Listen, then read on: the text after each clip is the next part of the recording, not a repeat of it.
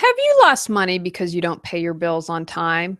Did you know that not paying your bills on time can negatively affect your credit score? Today on Clearing the Clutter Inside and Out, we are talking about bills, bills, bills. We all have bills to pay, and if you are disorganized, you can lose money and much more. Learn tips to declutter and organize your bills as we continue our month focusing on the home office.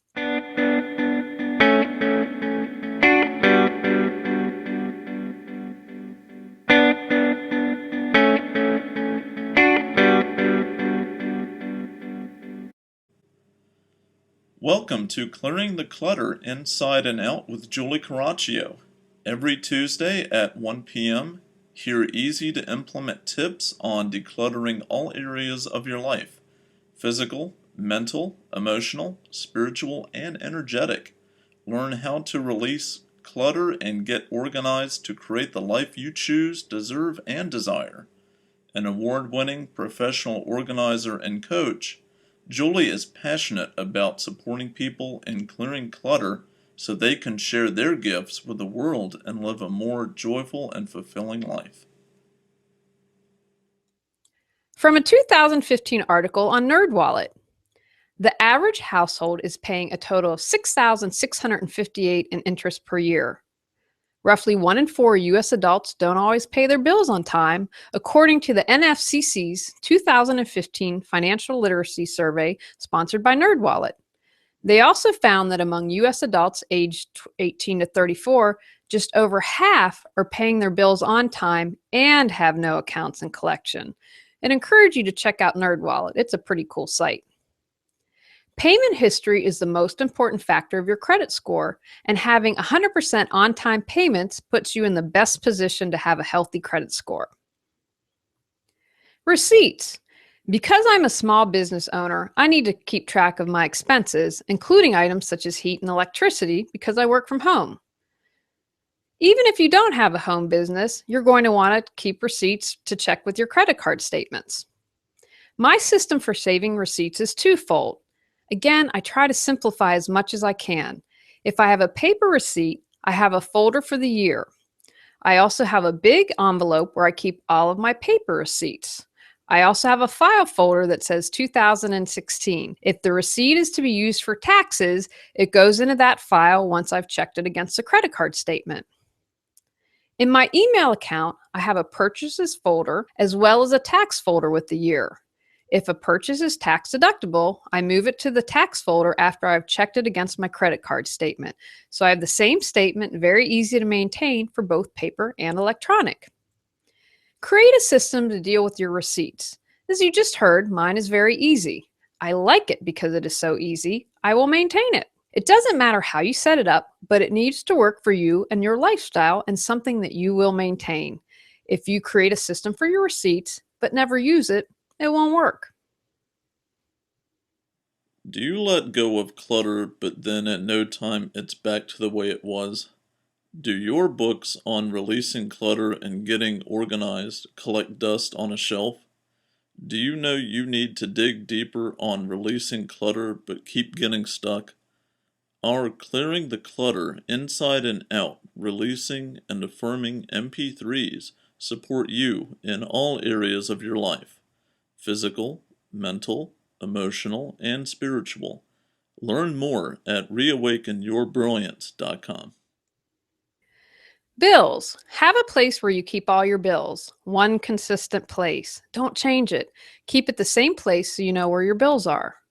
My first tip is to open your bills. No matter what it is, if you bury your head in the sand, you're not going to be able to change it. Lots of people have gotten out of debt, so let that go, but open your bills. Next, you're going to want to check your credit card statements and bills. I have found errors and also discovered when the pizza delivery man was adding a credit card tip on top of the cash tip we gave him. You would be amazed at the number of people who don't reconcile their credit card and bill statements each month. Do it. I encourage you to open your bills as soon as you receive them, so if there are any issues, you can correct immediately and still have your bills get paid on time.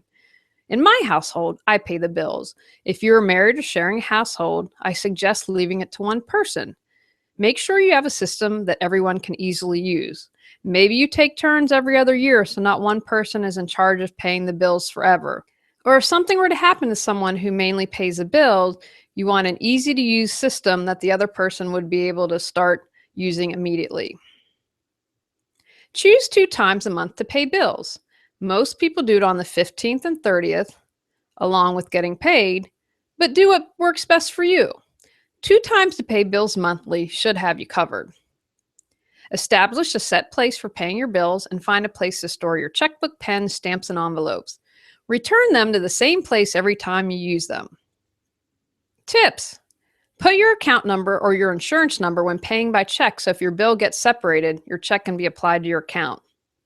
Mark tax with a colored pen in your checkbook or make a check mark so you can easily find tax deductions.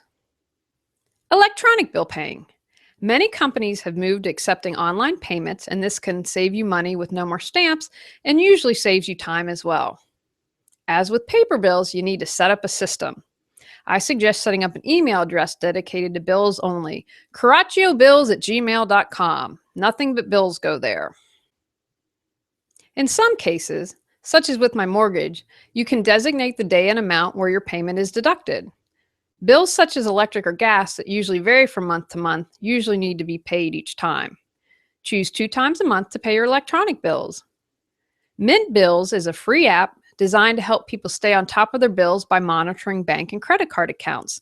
If you drop to a dangerously low bank balance or a bill is coming due, it'll let you know. For a fee, you can use File This to link with all your online accounts and get a complete overview of your accounts: banks, wealth, health, auto, utilities, communication, and retail. And finally, have gratitude when paying your bills, especially if you begrudgingly pay your bills. I always write a thank you and close with a heart on my checks. A teller at the bank told me they won't see it, but I know they would feel it, and it's also an important ritual for me to do. Takeaways from today's podcast: create a system for managing receipts and bills that is easy to maintain. Be consistent and keep in the same place. Choose 2 days each month to pay bills. Most people do on the 15th and 30th, coinciding with paydays. Have gratitude when paying your bills, especially if you really dislike paying them. Go out, clear the clutter to create the life you choose, deserve, and desire. Thanks for listening to Clearing the Clutter Inside and Out. Sign up for our newsletter and receive a free copy of our 10 clutter-free living tips. Ready to create the life you choose, deserve, and desire? Learn about Julie's services, including coaching, classes, affirmations, aromatherapy, and her unique How to Declutter Your Life course and more at reawakenyourbrilliance.com. Don't forget to subscribe and join us next Tuesday at 1 p.m. Remember, the journey of 1,000 miles begins with one step.